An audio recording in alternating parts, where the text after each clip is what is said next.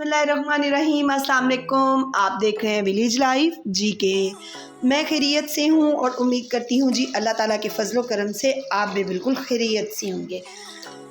मैं बनाने लगी थी अभी सफ़ेद चने, तो मैंने कहा चलें जी आज तकरीबन अभी 4 का टाइम है।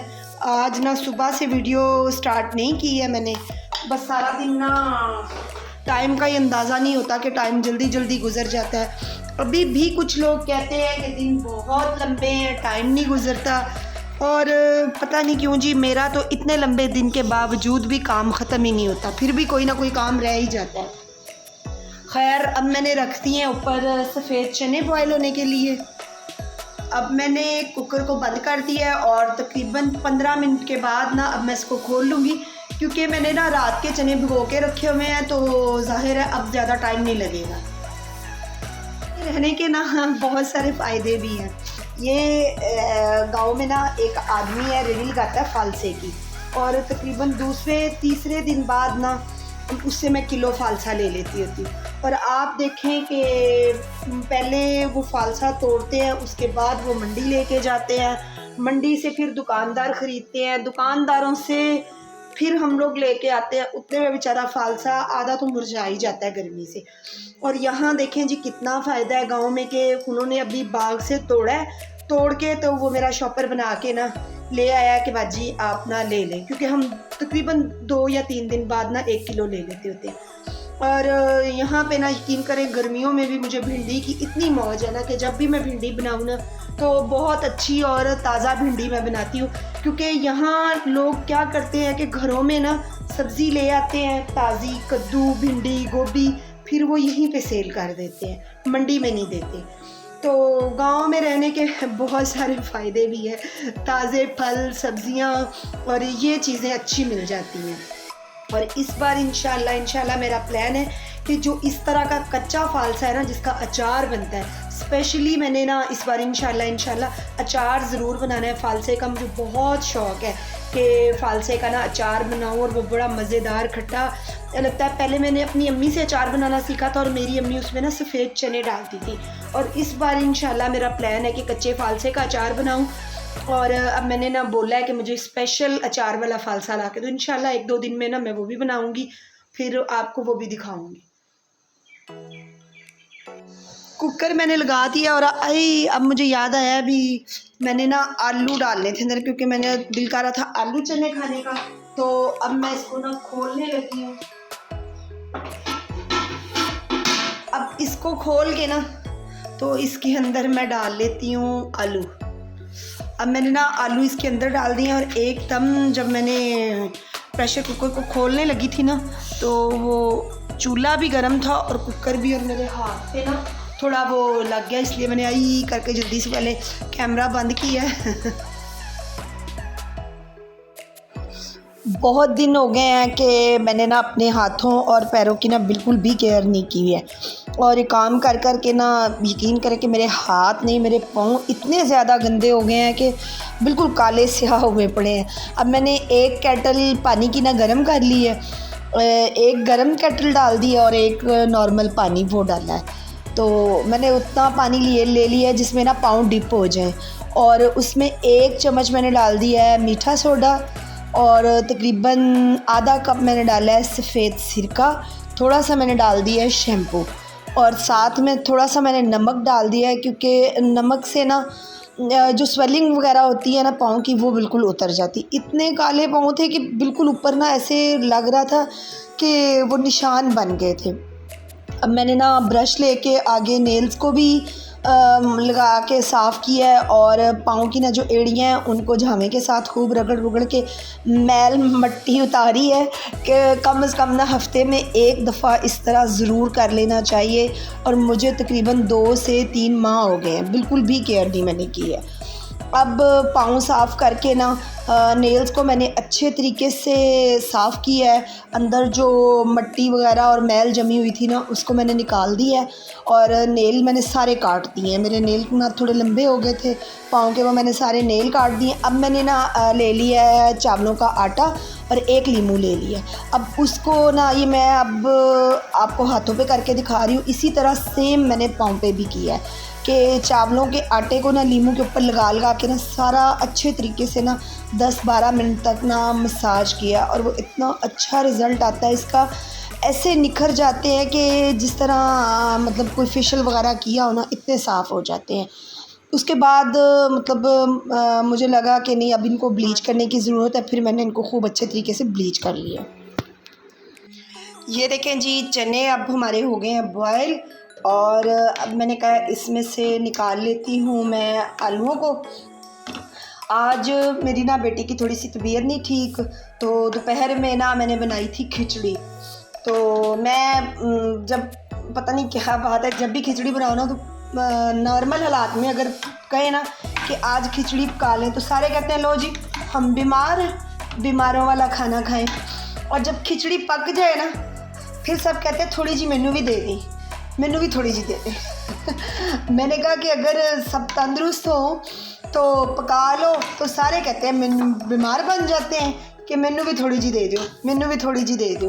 तो मैं ना खिचड़ी थोड़ी नहीं पकाती, फिर मैं ज़्यादा पकाती हूँ। ये देखें, आज भी तकरीबन मैंने किलो चावलों की खिचड़ी पकाई और उसमें से बस ये रह गई। पता नहीं चावल खान लिए सारे बीमार हो जाते हैं, तो उंज को वो तो कहते हैं लै असी बीमार असी खिचड़ी खाइए, असी नहीं खानी खिचड़ी। आप में से भी किसी के साथ ऐसे होता है।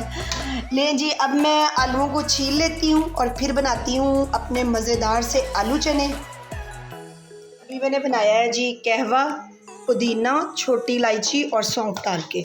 आज ना मेरी बेटी की मैंने बताया ना तबीयत नहीं ठीक, तो उसको बार बार वॉमिट सी आ रही हैं। अब कहवा बन गया ना, इसके अंदर मैंने आधा चम्मच डाल दी है चीनी, और इसको 2-4 मैं दूंगी कमाटियाँ ताकि चीनी मिक्स हो जाए। और अब मैं ये उसको पिला दूंगी। बच्चे पता नहीं क्यों कहवे से बच्चों की ना जान जाती है। सुबह से वॉमिट कर रही है और मैं उसको बार बार कह रही हूँ कि बेटा मैं कहवा थोड़ा सा पी लो, नहीं पीना नहीं पीना। अब 2 से 3 दफ़ा मेडिसिन भी दी है ना, तो उससे भी उसको ना बिल्कुल भी फ़र्क नहीं पड़ा, तो कहवे से बल्कि फिर थोड़ा फ़र्क पड़ गया। ये मैंने आलू चनों के लिए ले लिया प्याज, टमाटर और हरी मिर्ची, और इसमें खीरा और बंद गोभी भी होता तो मज़ा आ जाता, लेकिन अब ना कोई बच्चा भी घर नहीं है जो ला के दे, और आज फ्रिज में भी ख़त्म है, तो फिर एम ही गुजारा कर लांगे आज। ये मैं अब उसको देने लगी हूँ कहवा, अल्लाह करे तो बस अब इतना सही।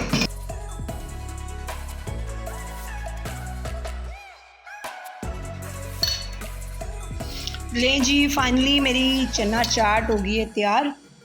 और अब मैंने वो आज सलाद तो इतना नहीं था इसके अंदर, सिर्फ प्याज, टमाटर और हरी मिर्च हैं, और साथ में मैंने चाट मसाला डाला है और 1 अदद लीमू निचोड़ा। आपको पता है आजकल जिस तरह के लीमू आ रहे हैं ना, रस तो उनमें है ही नहीं।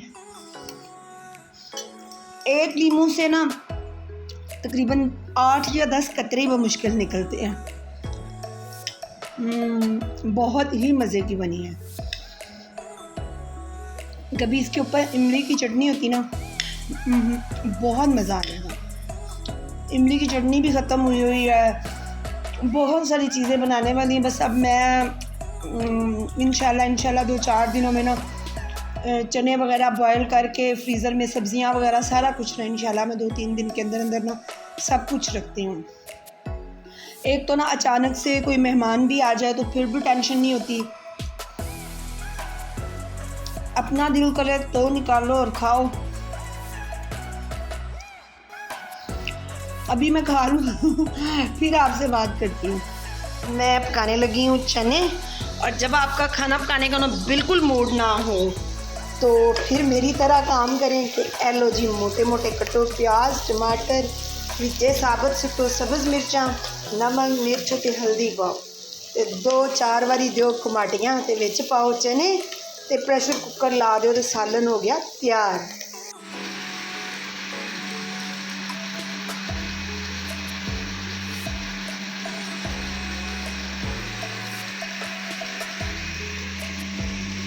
साथ जी अब मैं बना रही हूँ फालसे का जूस, और आज तकरीबन 2 किलो से ना थोड़ा सा ऊपर फालसा है। इसको मैंने 3-4 पैकेटों में डाल के ना रख लिया है, तो मैंने कहा कि ये मैं अब फ्रीज़र में रख देती हूँ साथ साथ। और ये फालसा लग गया, और मैं हाथ अपने देख रही थी कि अल्लाह का शुक्र है कि नाखून भी काटे हैं, तो आज मुझे अपने हाथ और पैर दोनों बहुत साफ़ सुथरे नीट क्लीन लग रहे हैं।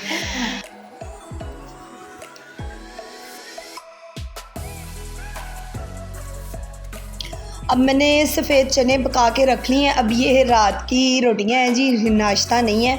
और बच्चे ना कह रहे थे कि मम्मा हम लोगों ने ना पराठे और चने खाने हैं, तो मैंने कहा चलें जी पराठे बना देती हूँ। बच्चों को ना कभी कभी दिल करता है कि रात को भी या पराठा हो या घी वाली रोटी ना बच्चे शौक़ से खा लेते हैं। खुश्क रोटी हो तो फिर इनका मूड ख़राब हो जाता है। मैं कहती हूँ कि चलो जिस तरह आपने खानी है ना मैं उसी तरह ही बना देती हूँ, आप लोग खाओ सही। अब ये बारी बारी इनकी मैं बना रही हूँ रोटियाँ। और आज ना बुखारी साहब ने माशाल्लाह माशाल्लाह बहुत अंगूर उतारे हैं। 2 बड़ी बड़ी टोकरियाँ जो है ना वो अंगूरों की भर गई थी। जब अंगूर ना मीठे हो जाते हैं कि उनके अंदर मिठास पड़ना शुरू होती है ना, तो फिर परिंदे उन अंगूरों को रहने नहीं देते।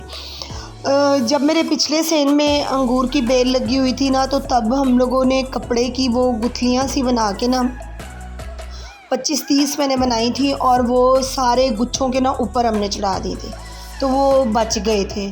तो तब मेरी एक ही बेल थी। अब जी 2 बेल हैं, तो ये पॉसिबल नहीं है, क्योंकि अब ना नीचे सेन में अंगूर कम और ऊपर वाली छत तक वो पहुँचे हुए हैं गुच्छे।